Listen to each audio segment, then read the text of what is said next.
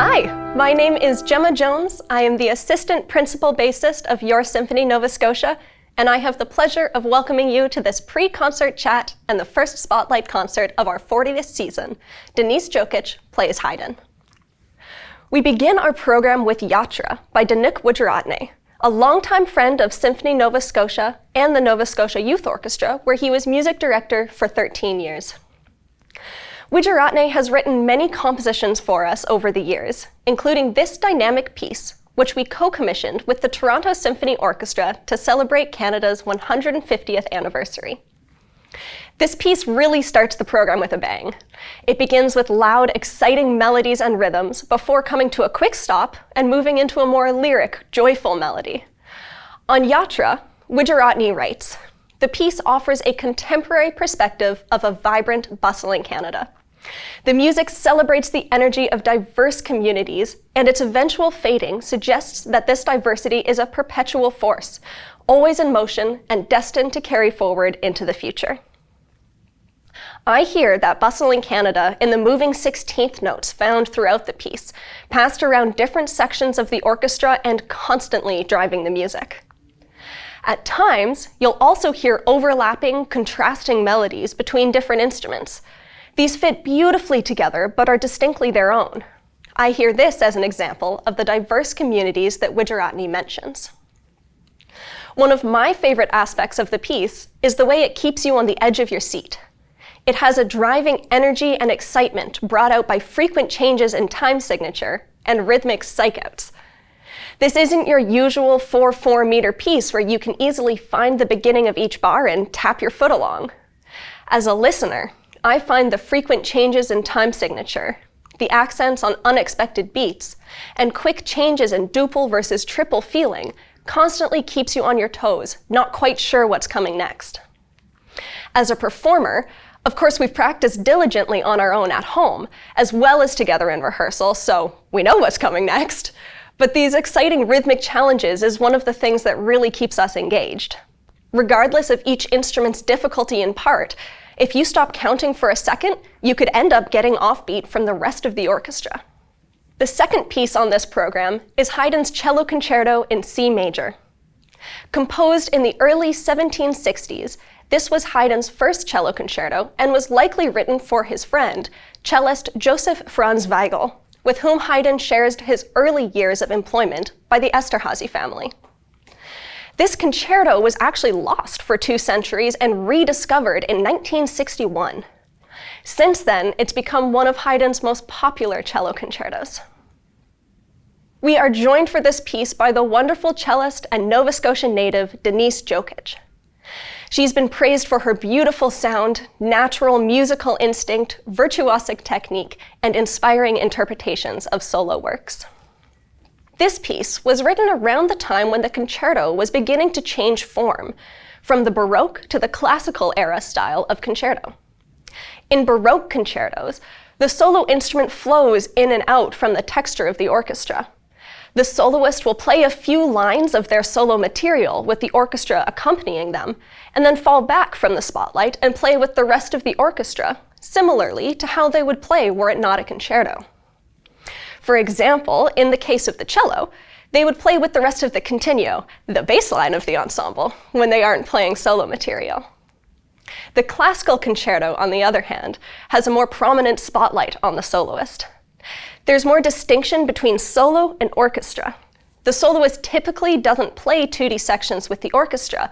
Of course, they can if they so choose, but it wasn't assumed that they would, as it was in Baroque concertos. As well, the solo instrument tends to have more dramatic "here I am" moments when they begin their melodies, and they have more solo melodic material than in the earlier Baroque concertos. Haydn would have actually been one of the first composers to make this change in concerto composing. Though this concerto is still written in the Baroque ritornello form, a form where you'll hear a return to the same theme in the orchestra multiple times, Haydn places a clear spotlight on the solo cello and makes an obvious difference between solo and orchestra, making this concerto a very interesting bridge between eras. The first movement begins in a joyous, light-hearted theme played by the orchestra, before passing the theme over to the soloist. I tend to think in stories with classical music, so to me, it feels like the protagonist of our story is walking through nature, purely enjoying life and sensing the beauty all around them. Perhaps this is the moment in the story when they've just met someone that could be the love of their life, and that meeting has given them a newfound appreciation for the simple joys and beauties all around them. When the movement turns to the more lyric, heartfelt theme about halfway through, I see the protagonist professing their love, longing for this person and wanting to spend every minute they can together. The second movement begins with a very heartfelt, sweet melody in the orchestra, with the cello sneaking in for their first iteration of the melody. I hear the opening of this movement as a beautiful love song, all those warm, fuzzy feelings we associate with a deep, contented, and unconditional love. This movement has the winds sit out, so that only the strings are accompanying the solo cello, creating a more homogeneous sound. To me, this paints a picture of the protagonist feeling like they and their love interest are the only two people in the world. I picture a scene in a Jane Austen story when the main characters fall in love in the middle of the ball and suddenly everyone else in the room fades away. The third movement is a total party. The most upbeat of the three movements, the melodies here are of pure, unbridled joy and really show off the technique of the soloist. The winds are back in the mix, bringing with them gravitas, excitement, and a more complex texture in the music. To me, this sounds like the end of that Jane Austen story, when the protagonists have overcome their obstacles and all that's ahead of them now is an exciting, love-filled life. This is my personal favorite of the movements, and I can already see myself fighting the urge to dance in my seat. After the intermission, we begin with a piece commissioned for Symphony Nova Scotia's 40th anniversary, Concerto Haligonia by Chris Palmer. Chris has been a bassoonist with SNS since 1985 and has composed and arranged many pieces for us over the years. We're so lucky to have a colleague who is not only a talented bassoonist and composer, but who knows each individual musician's strengths within SNS and can write to those. In this piece, Chris really showcases different instruments and musicians' talents, making this a uniquely SNS piece and the perfect 40th anniversary commission. On the piece, Chris says he drew inspiration from Vivaldi's Concerto for the Orchestra of Dresden, which SNS performed with Jean Lemon a few years ago. He goes on to say, Jean explained that Dresden had one of the best orchestras in Europe in Vivaldi's day, and he wrote the piece to display both the orchestra and its individual players. So when I was commissioned to write a piece to celebrate the 40th anniversary of Symphony Nova Scotia, I could think of nothing more suitable than to take my cue from Vivaldi.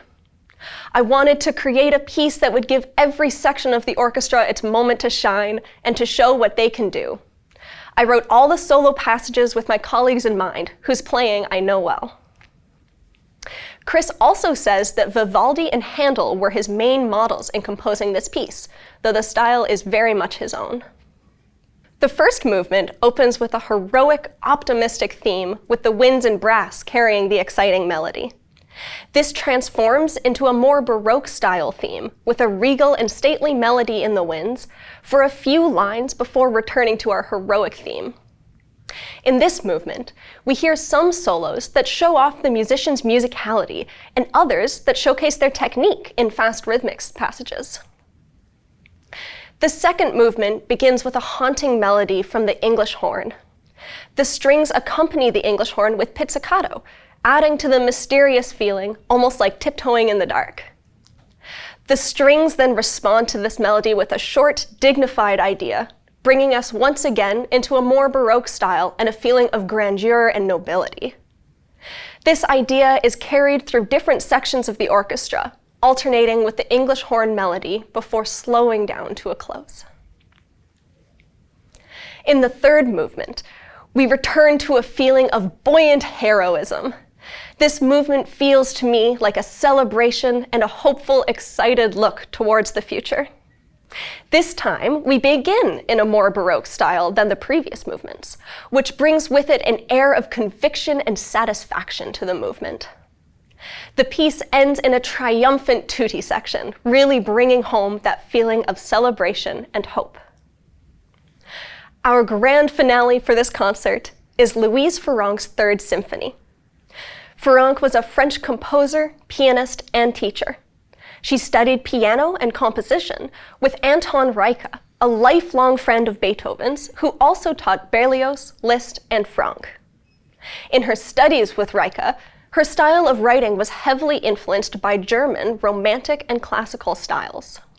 She quickly became well regarded as a concert pianist and was offered a professorship at the Paris Conservatory in 1842. She taught there for 30 years and was the only woman to hold this position for the entirety of the 19th century. She was praised particularly for her chamber pieces, and some sources state that Schumann and Berlioz admired her in her lifetime. Though I will leave that interpretation up to you, with a quote from Berlioz stating that her pieces were well written and orchestrated, with a talent rare among women.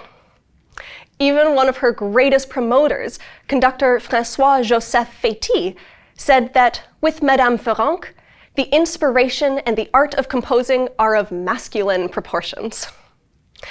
It seems, despite her many accolades and obvious talent, she had one major hurdle she would constantly have to navigate: the mere fact that she was a woman.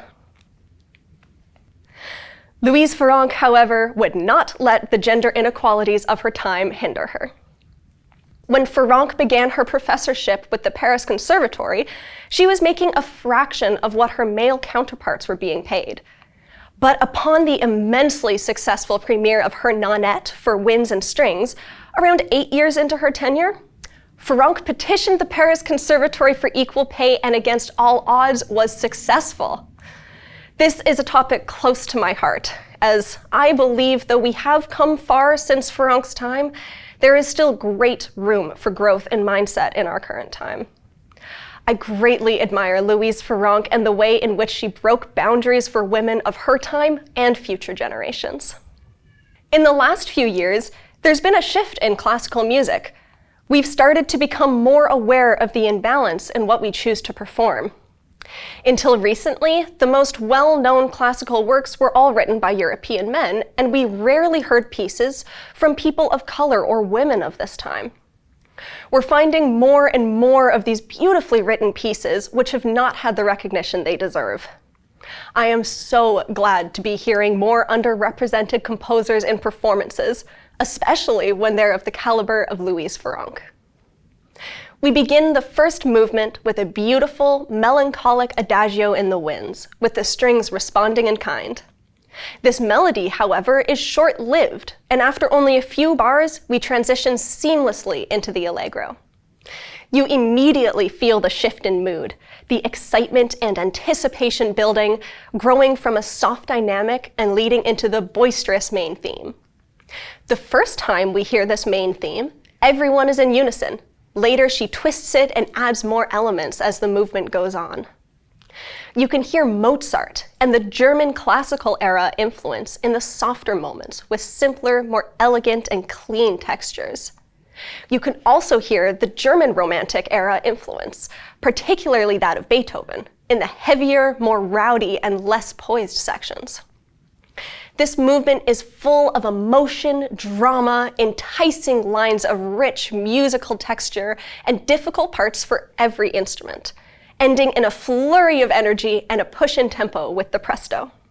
The second movement begins softly with a smooth, warm melody replacing the energy and drama of the previous movement. It feels content and at peace, as if someone's singing a lullaby to their child. Once Farrenc allows us to settle in and trust this feeling of peace, we start hearing low rumblings of something more sinister in the low strings.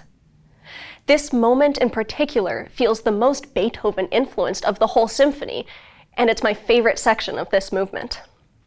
This section only lasts 9 measures, but the change in mood from bar to bar is remarkable. The basses first come in with quiet, sinister triplets underneath the melody, but this feeling only lasts 2 measures before turning to an overly joyful resolution, only to be thwarted another few measures later by the return of that sinister bass line. But once again, this ominous line is quickly overcome by the return to the peaceful melody in the clarinet. The third movement has been described as out-Mendelsoning Mendelssohn himself. Here, Farrenc incorporates elements of grace, control, and formality found in the classical era, with the Romantic era subjectivity and dramatic imagination, something often attributed to Mendelssohn's music. The scherzo is driven by a quiet, intense energy. I picture someone sneaking through the shadows, perhaps in a cartoon game of cat and mouse. We feel the building of tension throughout the movement, and Farrenc really takes her time before allowing us the satisfaction of a forte theme, finally breaking that tension for a moment. In the middle of the movement, we hear a lilting, carefree melody in the winds, a brief reprise from the feeling of the chase. The final movement feels to me like Mozart, as if written by Beethoven. It sounds to me like Mozart's 40th Symphony in particular may have been a big influence for this movement. What feels Beethoven to me is the thick texture and raw emotion that is more Romantic era in nature. This movement is again dramatic and full of energy. Personally, this is the most challenging of the movements, with Farrenc writing similarly for the basses as she does the rest of the strings, which really adds to the frenzy and excitement of this movement. This frenzy is interrupted a few times with lilting melodies in the winds, giving the listener a few minutes to catch their breath. But the movement comes barreling to the end with unceasing drama and flourish, finishing this epic piece with an exhilarating flair that remains in the hall long after the last note has been played. Thank you again for joining us for this pre-concert chat. I'm so excited for this concert and can't wait for you to enjoy it with us. We'd like to thank Wilson's for sponsoring this performance. We look forward to seeing you soon.